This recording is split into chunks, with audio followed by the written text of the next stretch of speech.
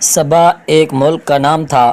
شاید قدیم زمانے میں سبا یمن کا نام ہو، یہ کہنا مشکل ہے۔ ملک سبا میں ایک عورت حکومت کرتی تھی۔ کہا جاتا ہے کہ ایک مرتبہ حضرت سلیمان علیہ السلام کا دربار لگا ہوا تھا۔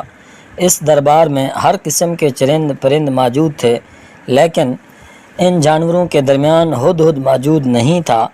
حضرت سلیمان علیہ السلام کو ہدہد کی حاضر نہ ہونے پر کچھ پریشانی ہوئی۔ وہ چاروں طرف نظر دوڑا رہے تھے اور ہدہد کو تلاش کر رہے تھے۔ اچانک ہدہد حاضر ہو گیا۔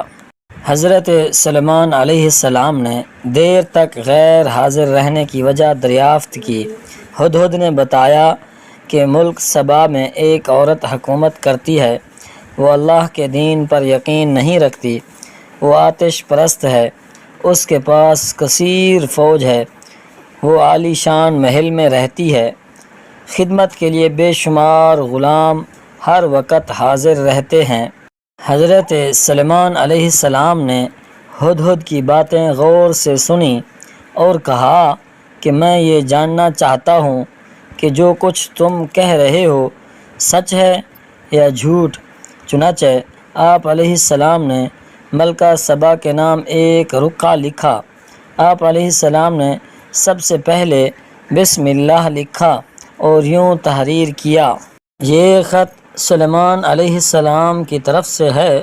میں اللہ کے نام سے شروع کرتا ہوں جو سب سے بڑا مہربان اور بہت بڑا رحم والا ہے۔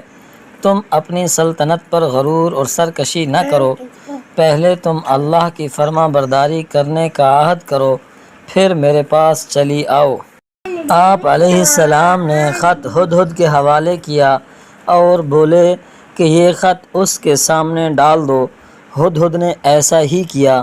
ملکہ نے خط اٹھا کر پڑھا اور درباریوں سے کہا اور پڑھ کر سنایا اور ان سے رائے طلب کی کہ اب کیا کرنا چاہیے۔ دربار میں حاضر تمام لوگوں نے ایک رائے ہو کر کہا، ہم طاقتور ہیں، اس لیے خوف زدہ ہونے کی ضرورت نہیں۔ ہم سلیمان علیہ السلام کا مقابلہ کرنے کی طاقت رکھتے ہیں۔ ملکہ سبا نے کہا، یہ تو ٹھیک ہے، اس میں کوئی شک نہیں، ہم کمزور تو نہیں ہیں، لیکن ہمیں سوجھ بوجھ سے کام لینا چاہیے۔ ان سے دوستی کا ہاتھ بڑھانے کے لیے میں تحفے تحائف بھیجنا چاہتی ہوں۔ اگر انہوں نے ہمارا تحفہ قبول نہ کیا تو میں سمجھوں گی کہ وہ پیغمبر ہیں۔ پیغمبروں کو مال و دولت کی ہوس نہیں ہوتی۔ اگر انہوں نے تحفہ قبول کیا تو میں سمجھوں گی کہ وہ صرف بادشاہ ہیں۔ بادشاہوں کو ملک گیری کی ہوس ہوتی ہے۔ میں اس بات سے خوف زدہ ہوں کہ بادشاہ جس ملک میں داخل ہوتے ہیں وہاں تباہی مچا دیتے ہیں، ہر چیز کو تباہ برباد کر دیتے ہیں۔ ملکہ نے یہی سوچ کر تحفے تحائف بھیجے۔ تحفوں کا سامان لے کر خادم حضرت سلیمان علیہ السلام کی خدمت میں حاضر ہوا تو آپ علیہ السلام نے فرمایا کہ میرے مقصد یہ نہیں جو ملکہ نے سمجھا ہے۔ میرے پاس دولت حشمت کی کمی نہیں ہے۔ خدا نے مجھے بہت کچھ دے رکھا ہے۔ میں چاہتا ہوں کہ ملکہ میرے حکم کی تعمیل کرتے ہوئے میرے پاس چلی آئے۔ اگر اس نے میرے پاس آنے سے انکار کیا تو میں لشکر لے کر پہنچ جاؤں گا۔ ملکہ کو رسوائی اٹھانی پڑے گی۔ خادم نے حضرت سلیمان علیہ السلام کا پیغام ملکہ تک پہنچا دیا۔ ملکہ نے روانگی کے لیے تیاری باندھ لی۔ آپ علیہ السلام کو ملکہ کی روانگی کی خبر مل چکی تو آپ علیہ السلام نے جنوں سے پوچھا کہ ملکہ کو یہاں کون لا سکتا ہے؟ ان میں سے ایک جن نے کہا کہ میں پلک جھپکتے ہی ملکہ کو حاضر کر سکتا ہوں۔ آپ علیہ السلام نے اجازت دی تو ایک جن تخت سمیت ملکہ سبا کو لے آیا۔ حضرت سلیمان علیہ السلام نے اللہ کا شکر ادا کیا اور حکم دیا کہ اس تخت کی شکل بدل دی جائے۔ جب ملکہ دربار میں پہنچی تو اس سے پوچھا کہ کیا تیرا تخت بھی ایسا ہی ہے؟ اس نے کہا کہ یہ تو وہی ہے۔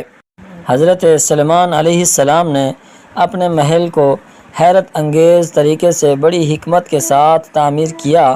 محل کا فرش شیشے سے تیار کیا۔ فرش کے نیچے پانی کی نہریں بہہ رہی تھیں۔ ایسا معلوم ہو رہا تھا جیسے یہ فرش نہیں بلکہ پانی ہی پانی ہے۔